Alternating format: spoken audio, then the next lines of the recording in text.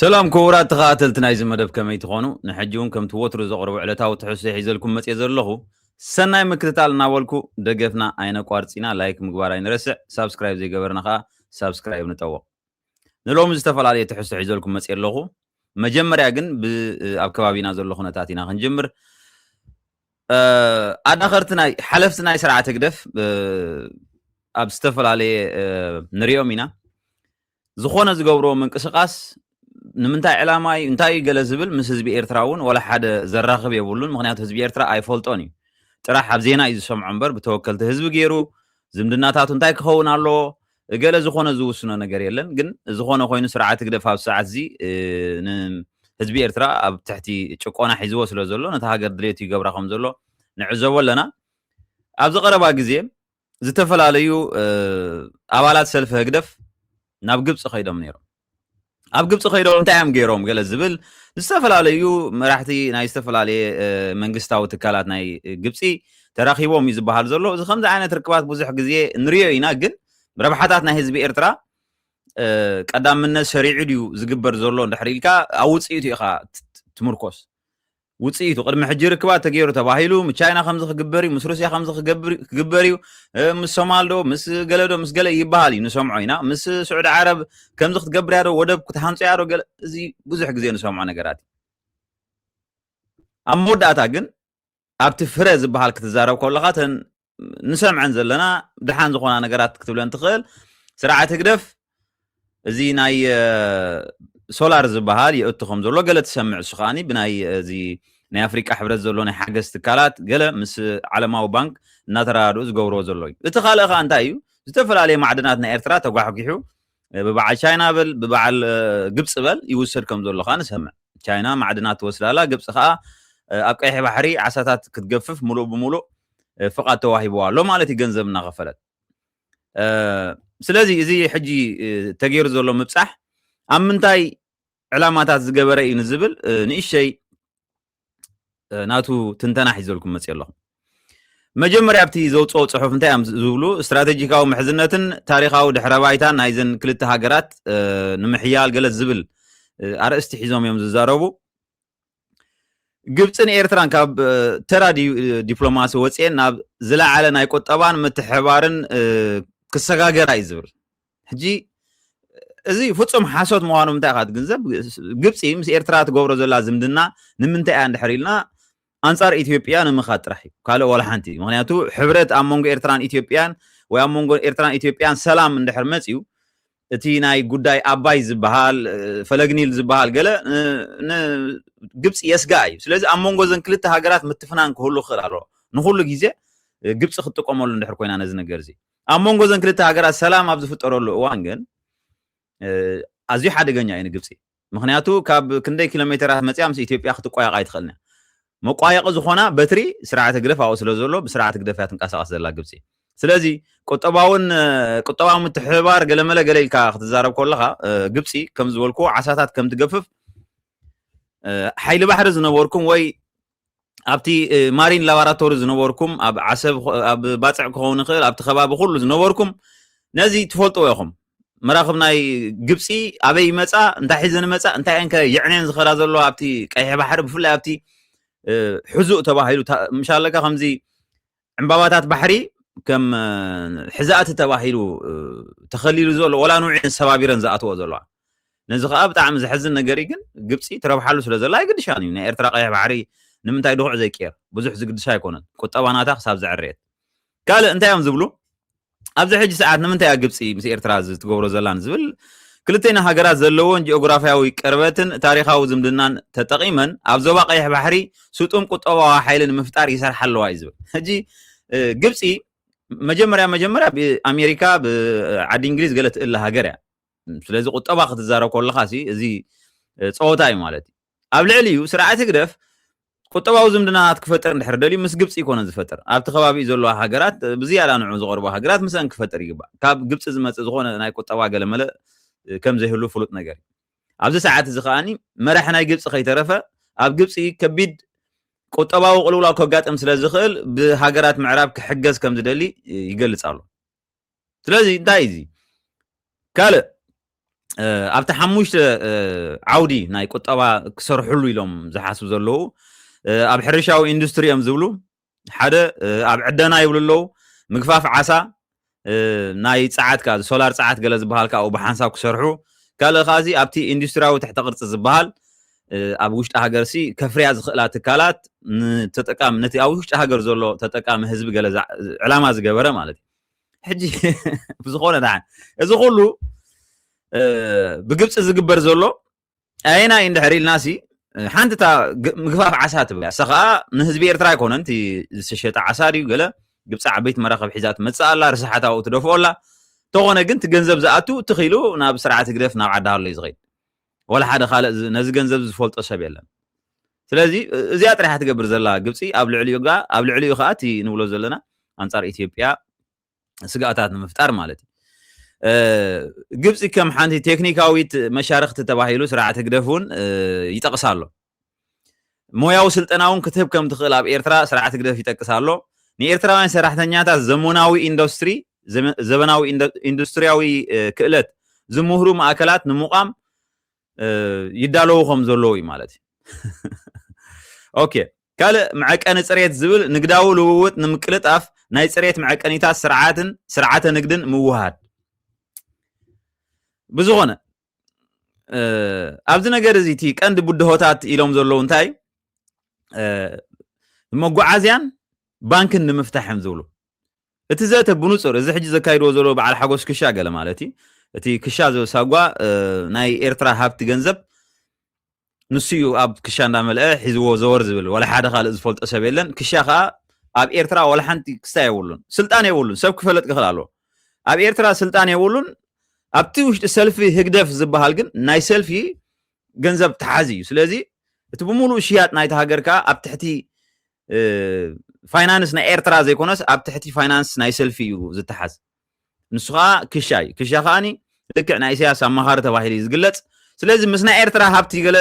ዘተሓዝ የብሉን ግን ናይ ኤርትራ ሃብቲ ከዓ ሒዝዎ ኣሎ ኢና ንብል ዘለና ክትሓቶ ግን ኣይትኽእልኒ ምክንያቱ እንተመፂኻ ኣነ ናይ ሃገር ኣይኮንኩ ናይ ሰልፊ እየ እዩ ዝብለካ ቅድሚ ሕጂ ዝነበረ መፅሓፍ ከተንብቡ ኣለኩም እዚ ብርሃነ ብርሀ ዝፀሓፎ ኣሎ ዝተዛረቦ ኣሎ ምስ ሓተትዎ እዚ ገንዘብ እዚ ናይ ሃገር ኣይኮነን ናይ ሰልፊ እምበር ናይ ሰልፊ ስለ ዝኾነ ከዓ ክሻ ጥራሕ እዩ ዝሕዞ ኢሎም እዮም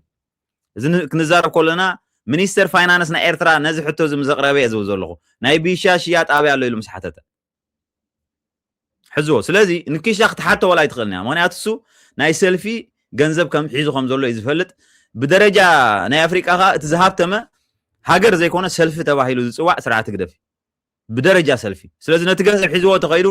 ናይ ሃገር ገንዘብ ገለ ተኢልካ ኖ እዚ ናይ ሰልፊ እምበር ናይ ሃገር ኣይኮነን ኢኻ ትብል ትበሃል ንኣብነት ዲሞክራት ዝበሃሉ ኣሜሪካ ኣለዉ ሪፓብሊካን ዝበሃሉ ነናቶም ገንዘብ ኣለዎም ናይቲ ሰልፊ ናይ ሃገር ኣይኮን ናይቲ ሰልፊ ገንዘብ ናቱ ኣለዎ ኣብ ኤርትራ ዘሎ ገንዘብ ከዓ ብምሉእ ናይ ሰልፊ እዩ ተባሂሉ ዝፅዋዕ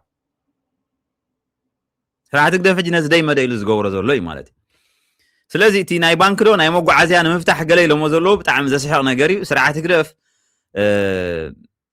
ኣብዚ ነገራት እዚ ክሰርሕ ወላ ሓደ ድሌታት የብሉን ምክንያቱ ካብ ግብፂ ምፅባይ ዘድሊ ይኮነን እዚ ነገር ብዙሕ ዓቕሚ ዘለዎም ኤርትራውያን ኣለዉ ገንዘብ ዘለዎም ኤርትራውያን ኣለዉ ናይ መጓዓዝያ ክፈትሕዎ እንድሕር ደልዮም ክፈትሕዎ ይኽእሉ እዮም መራኸቢ ግዝኡ እንተኢልካዮም ክገዝኡ ይኽእሉ እዮም ተኻረዩ እንተኢልካዮም ክካረዩ ይኽእሉ እዮም ኣውቶቡሳት ይእትዉ እንተኢልካዮም ከእትዉ ይኽእሉ እዮም እዚ ዘሎ ናይ መጓዓዝያ ፀገማት ኣብ ውሽጢ ኤርትራ ንክፈትሕዎ ፀገም የብሎም ፅርግያታት ተባላሹ እንድሕር ኢልና ከዓ ፅርግያታት ንምዕራይ እውን ኤርትራ ፀባብ እያ ብዙሕ ክንድቲ ገንዘብ ዝሓትት ኣይኮነን ተን ፅርግያ ንፅውዕን ዘለና እውን ካብ 4-5 ዝሓልፍ ኣይኮነን ስለዚ እዚ ከቢድ ነገር ኢልካ ክትዛረበሉ ይትኽእልኒ ኢኻ ግብፂ ከዓ ከም ሃገር ብምስራሕ ፅርግያ ብናይ መጓዓዝያ ገለ ትፍለጥ ኣይኮነትን ኣብዚ ግን እቲ ቀንዲ ተዛሪቦምሉ ዘለዉ እንታይ እዩ እቲ ከባብያዊ ስግኣት ንምውጋድ ገለ ዝብል እዩ ንሱ ከዓ እንታይ እዩ ኣብ ቀይሕ ባሕሪ ፀጥታ ንምስፋር ዶ ገለመለ ገለ ኢሎም እዮም ኣውፅኦሞ ዘለዉ እዚ ከዓ ከምቲ ኩላትና ንፈልጦ እንታይ ማለት እዩ ፍሉጥ ነገር እዩ ኢትዮጵያ ናብ ቀይሕ ባሕሪ ገፃ ከም ዘይትመፅእ ክንሰርሕ ኣለና ዝብል እዩ ማለት እቲ ዘራኽቦም ዘሎ ካብኡ ወፃኢ እዚ ክሪአኩም ግብፂ እዚ ኣብ ዝሓለፈ ኣሰልጣኒ ሰዲዳትልና ገለ ኢልና ማለት ተሓጒሱ ነይሩ ሰብ ገለ ምክንያቱ ተሰልጣኒ ቀድመ ሕጂ ኣብ ንግብጽ ወኪሉ ዋንጫ ዓለም ገለን ተሳቲፉ ዝነበረ እዩ ስለዚ ነዞም ናይ ሃገራዊት ጋንታ ቆርብ ማለሲ እንተሓዞም ገለ ተባሂሉ ዝመጽ እዩ ስለዚ ኣሰልጣኒ ግብጽ ሰይዳትልና ነራ ግን ተሰልጣኒ ነቲ ምረት ነቲ ዘሎ ጭቆና ናይ መንእሰይ ኤርትራዊ ከፋኹሶ ስለ ዘይክእል ተጻወቲ ከም ዝሃደሙ ንዝክር ኢና ኣብዚ ንሪኦም ዘለና ህዝቢ ኤርትራውያን እዮም ኣብ ግብጽ ዝቕመጡ እዮም ስለዚ ግብጽ ኦልሬዲ እቲ ንኤርትራዊ ክትቦ ትኽእል ትህባላ ንርኢ ኣለና ማለት እዩ ኤርትራውያን ከም ዝትዕዘቦም ዘለኹም እዚ ኣብ ዓርቢ ስቕለት ዝተወስተ እዩ እዚ ስእሊ እዚ ስለ ዝኾነ ሎሚ ካብ ቤተ ክርስቲያን እናወፁ እዚኦም ብምሎም ኤርትራውያን እዮም ጠብዓ ኣብ ካይሮ ሎሚ ዓርቢ ስቕለት ስለ ዝኾነ ካብ ቤተ ክርስቲያን ይወፁ ኣለዉ ኣይዎ ዝመፁ ዘሎ ዓመት እንሻላ ኣብ ዓዶም ገብርዎ ብሰላም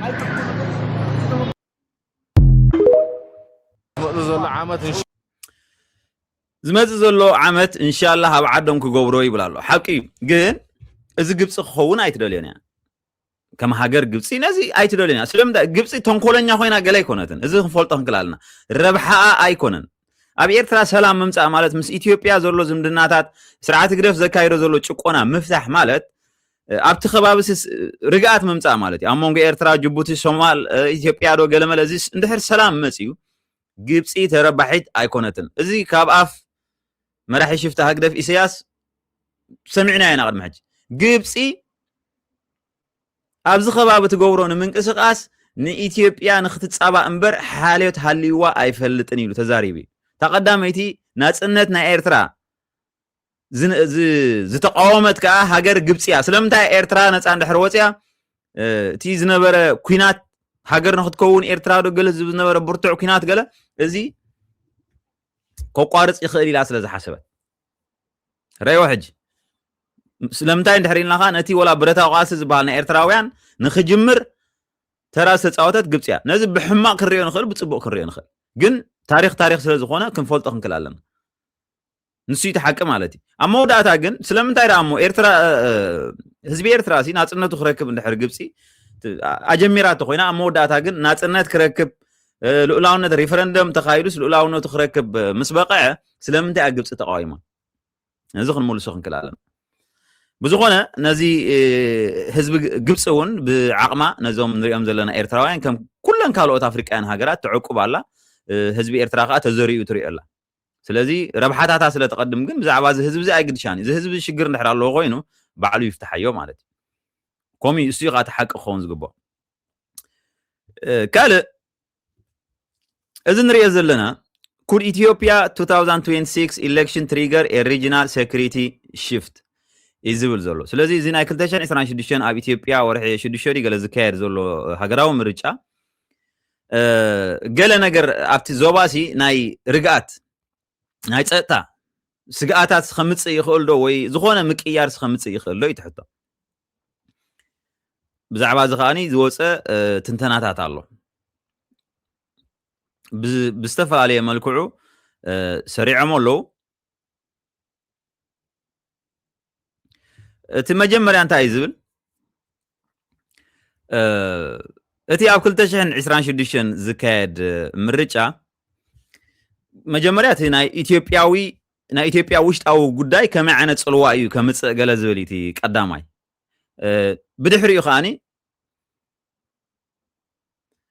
ኣብ ቀርኒ ኣፍሪቃ ከ እንታይ ዓይነት ለውጢ እዩ ከምጽእ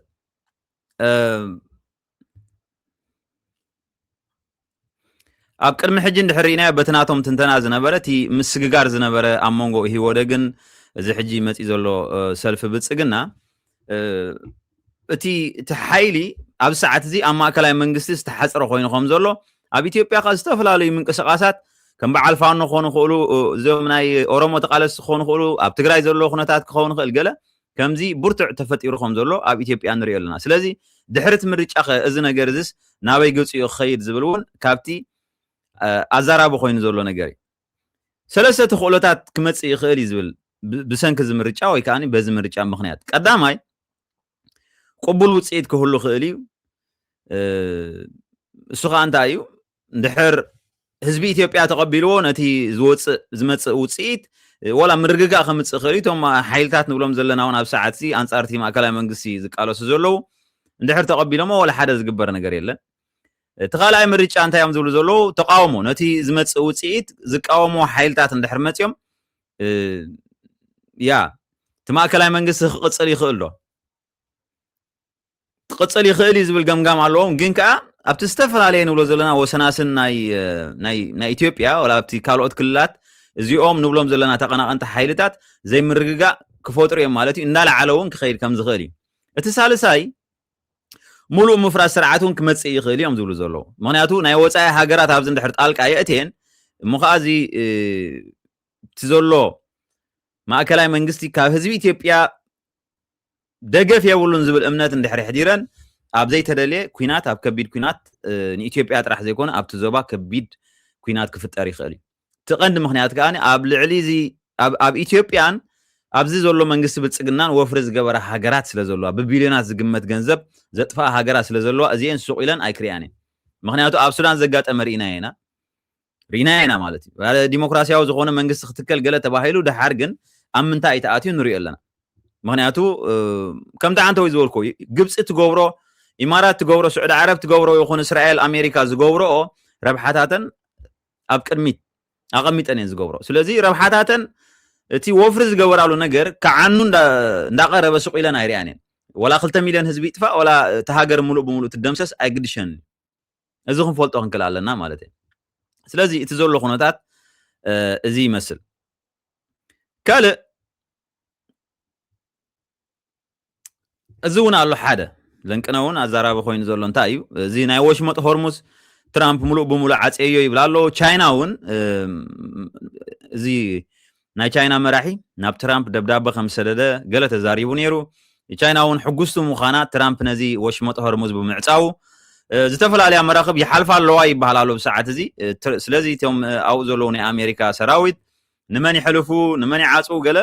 ናቶም መስርሕ ኣለዎም እንተኾነ ኢራን እንታይ እያ ትብል ዘላ ምክንያቱ እዚ ነገር እዚ ንዓ ከቢድ ናይ ቁጠባ ቅልውላው ፈጢርላ ስለ ዘሎ እንድሕር ወሽመጥ ሆርሙዝ ዘይተኸፊቱ ኣብ ቀይሕ ባሕሪ ሓድሽ ኩናት ቀይሕ ባሕሪ ሙሉእ ብሙሉእ እውን ክትዓፅዎ ከም ትኽእል እያ ትፍክር ዘላ እዚ ከዓ ዳይረክትሊ ወላት ዘይኮነ ኢንዳይረክትሊ ብመንገዲ ሕቱ ጌራ ክትገብሮ ከም ትኽእል ሕቱ ብሰዓት እዚ ክንምንታይ ኣፅዋር እዩ ዘለዎ ዝብል ሕቶ ኣይንፈልጦን ኢና ግን እቲ ኣፍ ደገ ባሕሪ ናይ ሆርሙዝ እንድሕር ተዓፅዩ ኢራን ብናይ መንገዲ እያ ኣፅዋር ናብ ሕቱ ክሰድድ ዝብል ከዓ ኣይተመለሰን ግን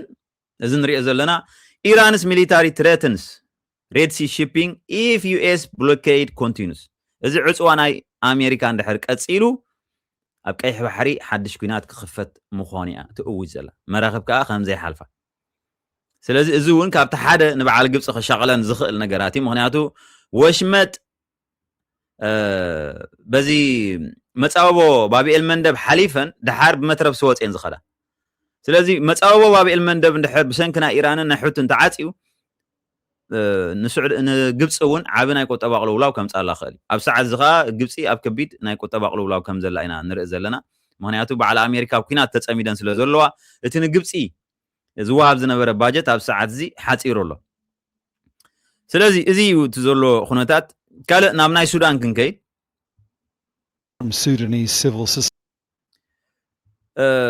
ንሱዳን ኣብ ሰዓት እዚ ሓገዝ ክወሃባ ተወሲኑሎ ማለት እዩ እዚ ሓገዝ እዚ እንታይ እዩ ምክንያቱ ኣብ ዝሓለፈ ቅንያት ምናልባት ክትከታተሉ ቀኒኹም ትኾኑ ኢኹም ኣብ ሱዳን ከቢድ ሰብኣዊ ቅልውላው ኣጋጢሙሎ እዞም ማዕልያ ብሚልዮናት ዝቁፀሩ ሱዳናውያን እውን ኣብ ጫድ ዘለዉ ይኹኑ ኣብ ኤርትራ ዘለዉ ይኹኑ ኢትዮጵያ ገለ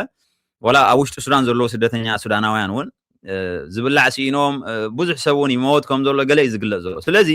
ነዚ ሽግር እዚ ንምፍታሕ ተባሂሉ ኣኼባ ተገይሩ እዚ ትዕዘቦ ዘለኹም ማለት እዩ እዞም ሕጂ ኢንተርናሽናል ዶነርስ ተባሂሎም ፅውዕ ዘለዎ ወይ ከዓ ኣህጉራውያን ለገስቲ እዮም እዚኦም 1.5 ቢልዮን ዶላር ንናይ ሱዳን ሓገዝ ክወሃብ ከም ዝኽእል ኣብ በርሊን ዝተገብረ ኮንፈረንስ መብፃዕቲ ኣትዩሎ ማለት እዩ ሕጂ ነዚ መብፃዕ እዚ ግን መንግስቲ ናይ ሱዳን ክንብሎ ንኽእል ኢና ወይ ከዓ ብናይ ቡርሃን ዘሎ ወገን ነዚ ነገር እዚ ተቃዊምዎ ኣሎ ስለምንታይ ዝብል ሕቶ ከዓኒ እዚ ዝተገብረ ርክብ መንግስቲ ሱዳን ኣይፈልጦን እዩ ንዓና ከዓኒ ዝገለለ ርክብ ስለ ዝነበረ እዩ ዝብል Sudanese government were invited. The official view in Khartoum is that this conference was a surprising and unacceptable interference in its internal affairs. We, the people and government of Sudan, we strongly note with concern the exclusion of Sudan from the Berlin Conference. Such approach creates an important impasse. Why? Because it contradicts the fundamental principles of international law and the Charter of the United Nations. እዚ ነገር እዚ ንዓና ገሊሉ ዝተገብረ ርክብ ናይ በርሊን አህጉራዊ ሕግ ዝጥሕስ እዩ ዝብል ዘሎ ስለዚ በዚ ምክንያት እዚ ከም ዘይተቀበሎ The German host said it was essential. It's a necessity appealing to our responsibility as the states and actors who are able to create change,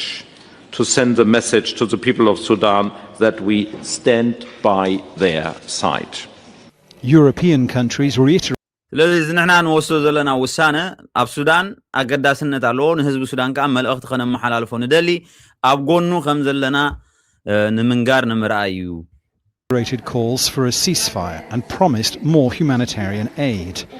Overall, international donors pledged more than $1.5 billion for Sudan. The African Union said the wars in Iran and Ukraine had distracted from the conflict. The lack of media coverage of what's going on in Sudan. ስለዚ እቲ ቀንዲ ምክንያት እውን ዝናይ ሱዳን ሕጂ ኣቓልቦ ሲኢኑ ዘሎ ዝናይ ፍልስጤም መፅዩ ናይ ዩክሬን መፅዩ ድሓር እውን ዝናይ ኢራን ምስ መፀ ጠቕላላ ብዛዕባ ዝናይ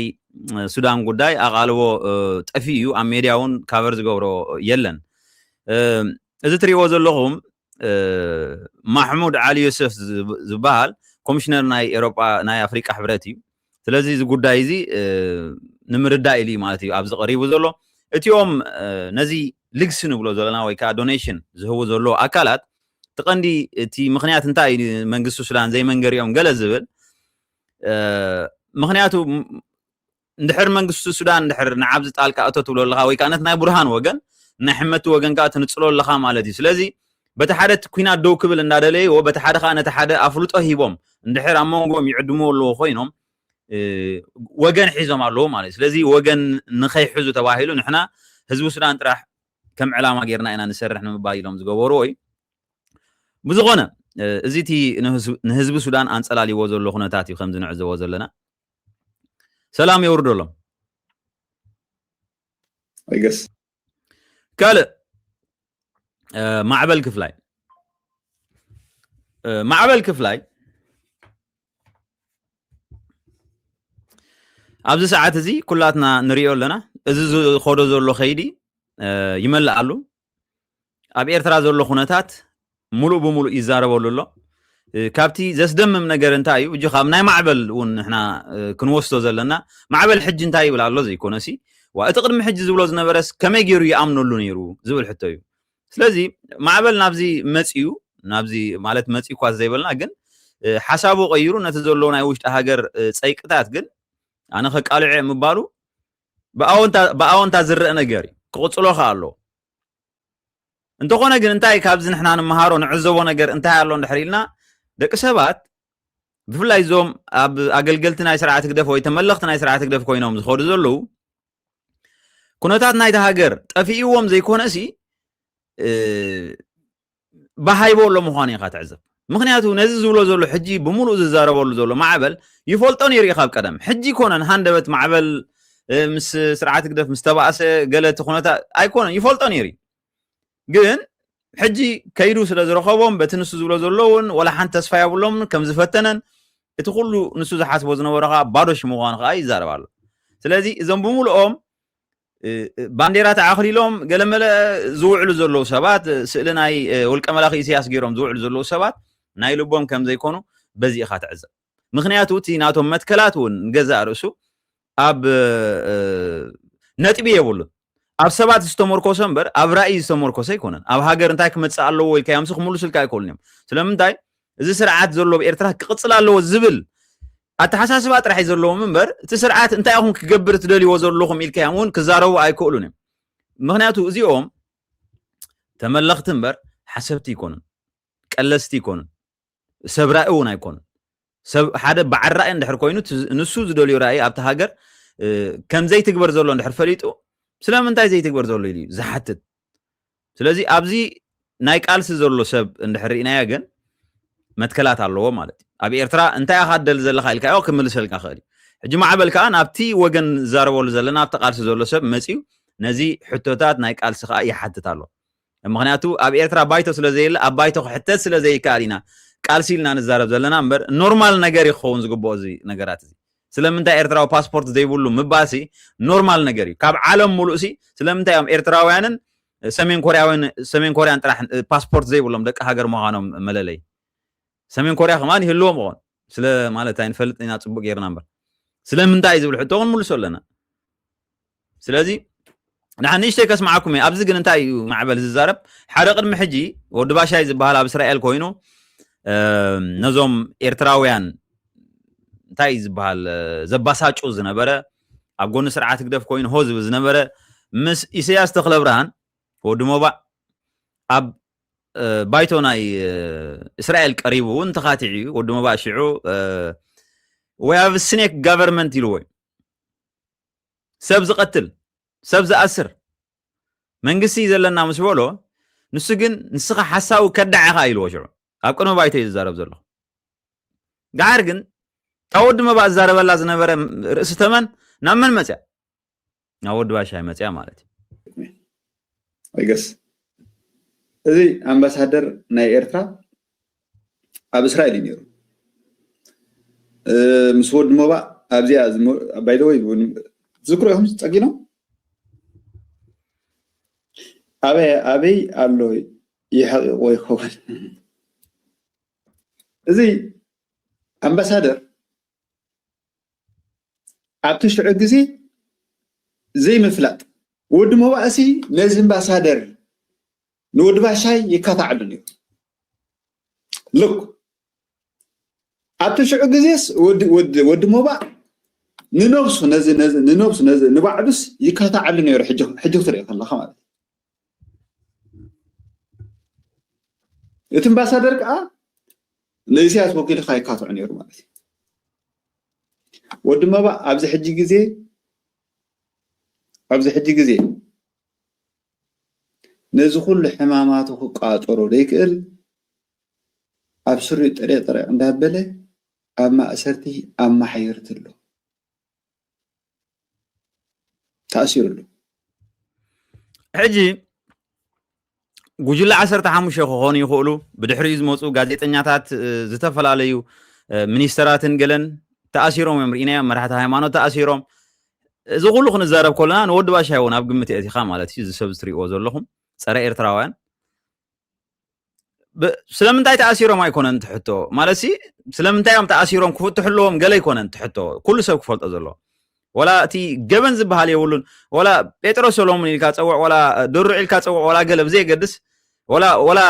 ንባዕሉ ማለት እዩ ቢተወደድ ኣብራ ቢተወደድ ፍትሕዎ ገለ ኣይኮነን ትሕቶ ኣብ ቤት ፍርዲ ብዛዕባ ጉዳዩ ክካታዕ ዕድል ሃብዎ እዚኣ ፍትሒ ዝበሃል እዚ እዩ እዚ ሰብ እዚ ገበን የብሉን ክትብል ኣይትኽእልና ገበን የብሉን ኢልካ ክትዛረብ ንሶም ገበን ኣለዎ እንድሕር ኢሎም ብሕጊ ይምፁኻ ድሕሪ ስኻ ከዓ ገበን የብሉን ኢልካ ብሕጊ ክትካታዕ ነዚ ንክልቲኻ ግን ከራኽበካ ዝኽእል ሕጊ እዩ መስርሕ ናይ ቤት ፍርዲ ክህሉ ኣለዎ ስርዓት ግደፍ ግን እዚ የብሉን